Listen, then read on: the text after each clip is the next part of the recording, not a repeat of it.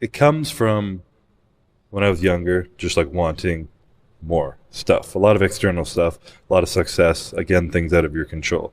I wanted like circumstances and objects. I wanted success thinking of something I could like, the world could give me rather than something I could give myself. And I look at winning as success. It's kind of one and the same.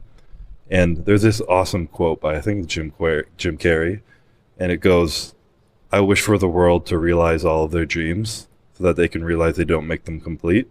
And he's talking about that most people's dreams are very like external, like champions, like they want to win a medal, they want a trophy, they want a nice car and all this stuff. Then you get it. And when you have everything, you realize this isn't what I wanted. I don't feel complete right now. And I have the amazing opportunity in my life to have accomplished so many of my dreams and realize that there's still a void missing there. So the more money I get, the more titles I get, the more I get, it's not filling me up more. But then I discovered that over time, like, it's the effort, it's the journey. It's like suffering through times that I don't want to be at the gym or why I want to quit on my diet, and I push myself. And every single moment, every day leading up to the show, and I win all those moments, that's winning. That's like winning in life continuously every day. And through that journey, being able to build my relationships, not sacrifice them for winning, be able to make myself a better person, not a more stressed out, anxious person, all that stuff coming together, I've already won before I have a trophy in my hands. When I stand on stage, I haven't quit on a workout. I haven't quit on a cardio session. My girlfriend still loves me in the background. She doesn't hate me for neglecting her for the last 3 months of prep. I'm like, I won. You know, like I feel fucking good right now. And if I lose, am I going to leave and be really sad and like cry and like grieve that loss? Absolutely. But I'm still going to be proud of everything I put in. And at the end of the day, that's all I can control. And to me, that's winning. How much do you think the joy of winning is just relief and a brief respite from fear of not being enough? A lot of it. A lot of it. And I've talked to other people who have won things before and myself. And that first Olympia was a test of that. Like the biggest thing I felt was just relief. I'm like, fuck, I did it. It's over. Okay, you can relax. I'm not a loser. I'm not a piece of shit. Yeah, it's like that. Exhale. And then a day or two goes by or a week or something, and you're like, I got to do that again, but better. If I ever want to feel like that again, this expectation's on me now, I have to do more and I have to do it better. I have to be better. I have to work harder. I have to take myself to those limits and further, because now that's my standard. And now I need to overcome that standard to really impress anyone.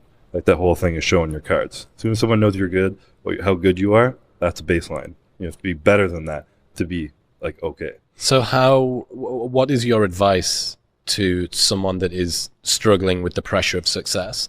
Perhaps, you know, for a long time they've been thinking that they want to get to a place, then they set a standard, and now they realize this pain of having to meet that standard again. Mm-hmm. How have you managed to balance these two worlds, the desire to continue to be better, yeah, and also the requirement to be able to be grateful and enjoy the present moment? I think on one aspect, and something that is very strange, I think, for people to hear, because a lot of champions we hear are just like killer mentality, like win at all costs. I think on one aspect, I've accepted that I'd be okay with losing. I accepted that if I lost, like I said, I would grieve, I would be sad, it would suck, but like life would go on, I would be okay. And the Olympia is a huge part of my life, but it's not everything part of my life. So kind of giving myself permission to fail, in essence, almost give myself permission to try harder.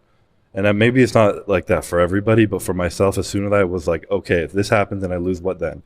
Like I either quit and leave and move on with my life, or I come back and I try harder and that motivates me for more. But either way, I'm still me. I still have who I am as a person that I'll always control. I have my relationships, the people I love around me, and a lot of beautiful stuff going on in my life. So like, I'm going to be okay. And that really just kind of alleviated a lot of pressure and gave me permission to perform even more. A lot of people are afraid to even try hard, because then if you try hard and you fail, you feel like a failure. But the aspect of being a failure doesn't come from the success in the end. It comes from if you really quit on yourself, or if you don't put in the effort you know you can put in and you're kind of holding back on your true potential. That's when I think you really deep down feel like a failure, like underneath your soul. Again, something that definitely elevated over time. I literally just put that on a shirt once because it sounded cool. And I was like, oh, fuck, like this, there's more to this. And I think the biggest thing was, originally it was like just winning, and it evolved into just like a no quit mentality. It's accepting these fears I have, this doubt I have, this everything that goes through my mind, but regardless of that, not quitting and not giving up on myself. No matter how hard is the time or what I'm going through and whatever shit I feel, I'm going to still put in the same work regardless of how I feel. And that's a champion mentality, because champion's not controlled by their outside circumstances. They control their own mind inside and how they act, and then the world goes on around them.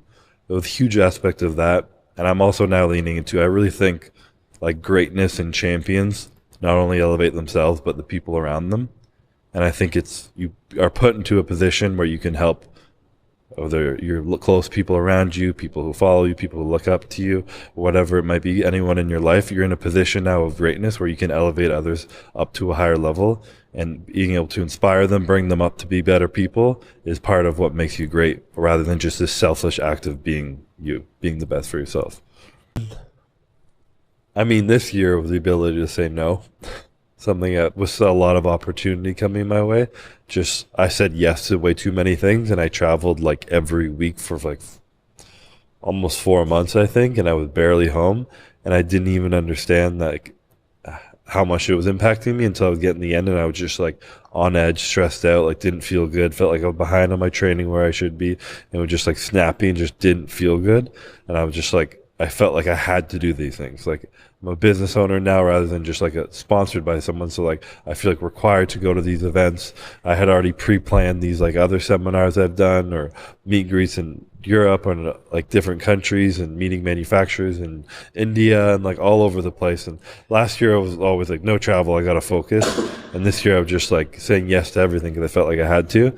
And I was like, no, you do not fucking have to do that bullshit. Like, I'm never doing that again. So one thing is definitely just being able to speak up more for myself and be like, no, I'm not doing that, no matter how much I get pushed to do it, because a lot of the time you're being pushed by yourself, right? Often, yeah, exactly. You know, it's like there's some external person saying, Chris, you need to go and do the whatever thing. It's your own drive, your own desire to go and do more stuff. Like we were talking about, like the chasing of more and more success, but you're sacrificing your current life to have more success. But even though you're less happy with the way you're actually living your life, like, what's actually the point of that? Like, this is the most amazing time of my life, and I'm just trying to like run through it and be busy all the time and not sit down and enjoy it. Or do I want to step back and maybe have less potential business success, but 98% of it still, but also be more enjoying of this time of my youth and in the middle of like my golden years?